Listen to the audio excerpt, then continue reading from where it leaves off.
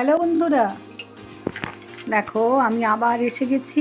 আমি স্বর্ণালী, এই স্বর্ণালীর সংসারে তোমাদের কাছে নতুন ব্লগ নিয়ে। তোমরা কেমন আছো? আমি ভালো আছি। দেখো আজকে কি কি রান্না করেছি।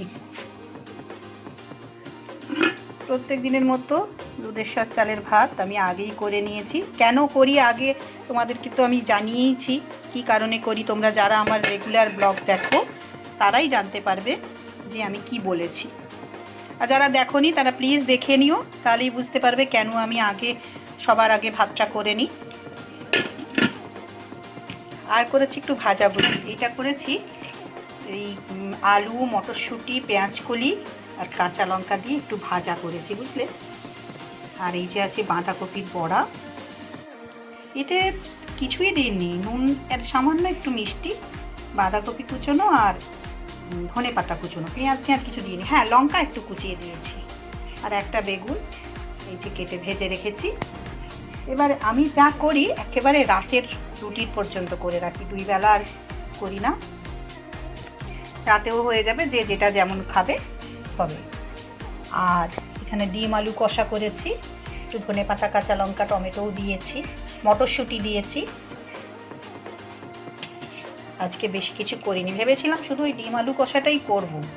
তারপরে না একটু ভাজা করি, দেখাই যাক, রুটিতে খাওয়া হয়ে যাবে। আমার আবার না রাত্রেবেলা মানে এমনিতে খাওয়ার ইচ্ছা থাকে না, তারপরে যাই হোক মানে খুব একটা হাবিজাবি ভালো লাগে না। একটু ভাজা হোক, আমার এই ভাজাটা দিয়েই হয়তো খাওয়া হয়ে যাবে। আর না হলে নলেন গুড় আছে, একটা তো রুটি খাবো, কত দিয়ে আর কি খাবো বলো। কোনো দিন তাও খাই না। গতকাল যেমন একটু শুকনো মুড়ি, দুটো মেরি বিস্কুট, এটা দিয়ে আমার ডিনার কমপ্লিট। তো যাই হোক, এই হচ্ছে আজকের মোট রান্না। বেশি কিছুই করিনি, স্যালাড তো কাটিনি, কয়েকদিন কাটা হচ্ছেই না, স্যালাডের সরঞ্জাম কেনাও হয়নি। আর মিষ্টি দইটা কাল পর্যন্ত ছিল, শেষ হয়ে গেছে। ধনে পাতার চাটনিটাও কাল পর্যন্ত ছিল, সেটাও শেষ হয়ে গেছে। আজকে আর করা হয়নি। আজকে অন্যান্য অনেক কাজ ছিল, জানো তো। আজকে ঝুল ঝাড়াটারা অনেক কিছু ছিল। এমনিতেই না আমার ডাস্ট অ্যালার্জি আছে, আমার আর আমার ছেলে। কিন্তু অনেক ঝুল জমা হয়ে গেছিলো। ভয় করে না, আজকে ঝাড়তেই হবে, যা হবে হবে। ঝুল না ঝাড়লে থাকবো কী করে বলো।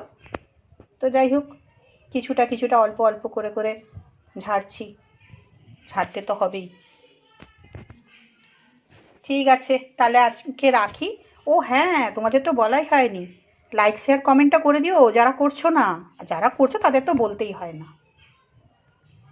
আর যারা সাবস্ক্রাইব করোনি তারা সাবস্ক্রাইবটা করে নিও প্লিজ।